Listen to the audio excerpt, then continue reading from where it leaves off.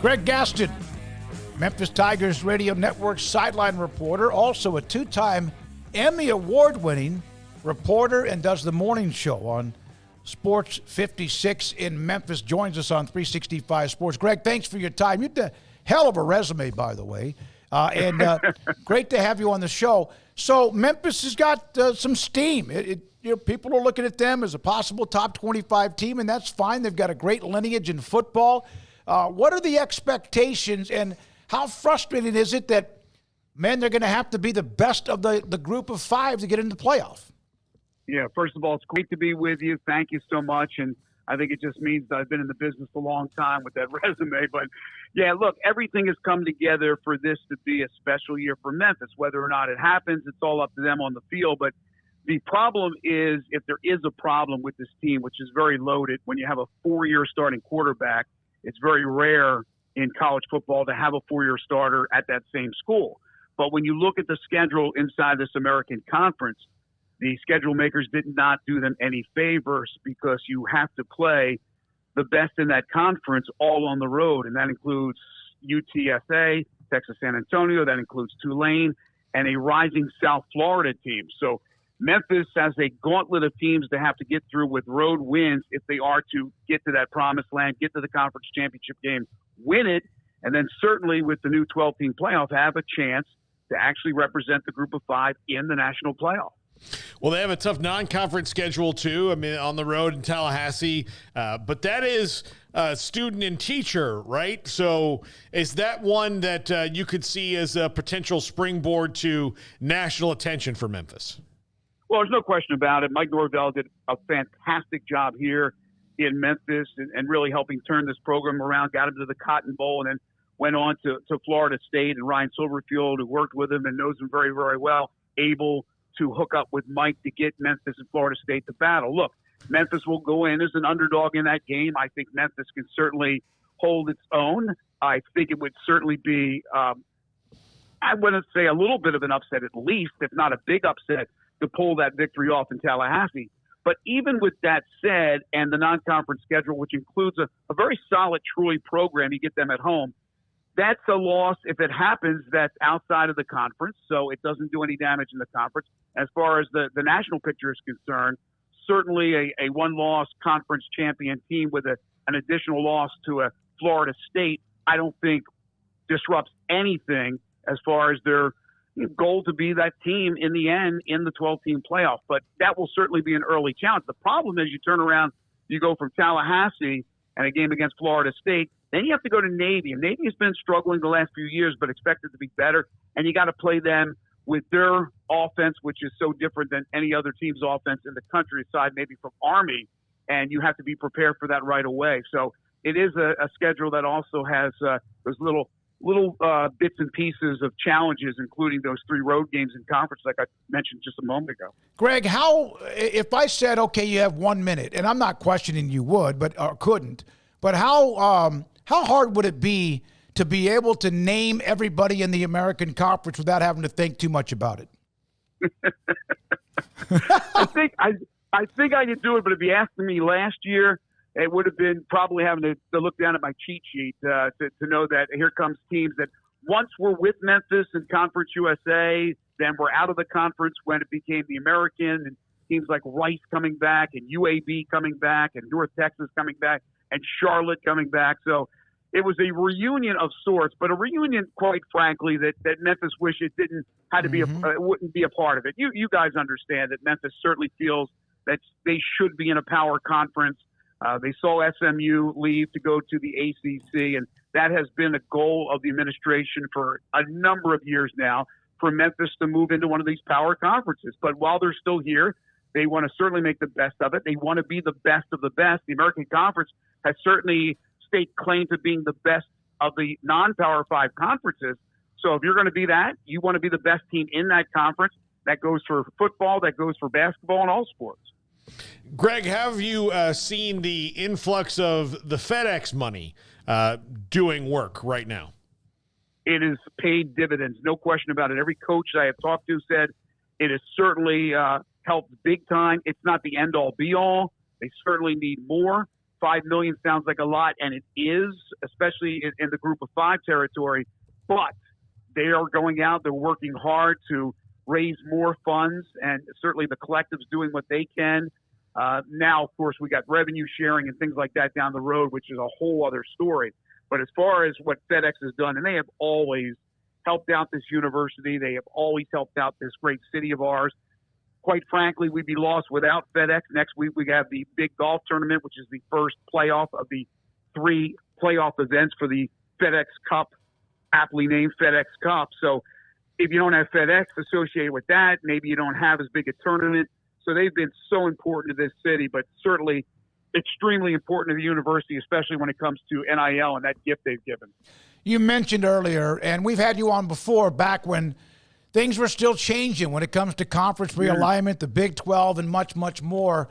And there's always the thought about exactly what else Memphis could have done. And that ship has sailed. But who knows, right? Who knows? How hard is it for them to watch SMU or Cincinnati or Houston and others be where they are right now? Extremely hard. It's been extremely hard. They thought they would be a part of the teams that made it the first time around to the Big 12. You know, SMU obviously had the finances, the background as far as being able to be supported financially to make that move to the ACC. And Memphis wonders what else they could do because they've gone out there. They have certainly made it known what they are trying to do. The programs have been very consistently good in every sport, so whether they win or not, they're usually right there in the mix. And they've gone out. They've also been able to get funding from the state plus funding from their own fundraising to renovate Simmons Bank Liberty Stadium, which is an old stadium, but still a stadium that I believe has great sight lines and still is a fun place to play football. It's not a decrepit stadium by any stretch of the imagination, but they're going out, and right now they're in the midst of the renovation, which will certainly affect the next 2 seasons because capacity, which is normally around 65,000, will drop down to about 32,000 in 2024 and 2025 while the renovations go on. Now, Memphis is not filling 65,000, certainly, but it hurts a little bit when you have a team that is expected to play as well as they hopefully will. The crowds would be bigger, and it's capped at 32,000. But the bottom line is you're renovating a stadium, you're modernizing a stadium, and hopefully that is maybe the last piece that they need if there is continued reorganization with other leagues, expansion in other leagues. You just got to hope that it happens and you get your name called that particular time. But I don't know what else they can do. But to answer your original question, yes, they are not happy watching these other schools that they have battled for years in several conferences get the call to the Power 5. Greg, would you say that, I mean, you said that, you know, obviously it wasn't dilapidated or anything at the Liberty Bowl, but it just kind of was, right? That it wasn't a stadium that had any real amenities to it. It's just, it was a stadium, it was there, and it seats 65,000, like you said, and that was about all you could say about it. Like that, and again, to take that step, they needed to make it more than that. That is a fair point. Now, you're sitting in the seats, and you're watching the game. Like I said, the field looks great. I'm down on the field. It's a nice place for these guys to play. It's a nice place to watch from any seat in the stadium. But no, it is an older stadium, does not have the modern amenities. They were able to put some suites in, but just some suites. The press box was old. Wasn't dilapidated, but the area around it was. Now, they are sprucing up the area around Simmons Bank Liberty Stadium. It's called Liberty Park. They're putting millions into that. So they are really doing what they need to do to at least be in the conversation. Now, again, I've always had an issue whether or not it's really the stadium and things of that nature. I still believe it's the perception of the city. I think in a lot of ways when leagues look at Memphis and they see violence and they see that a lot of people are under the poverty line.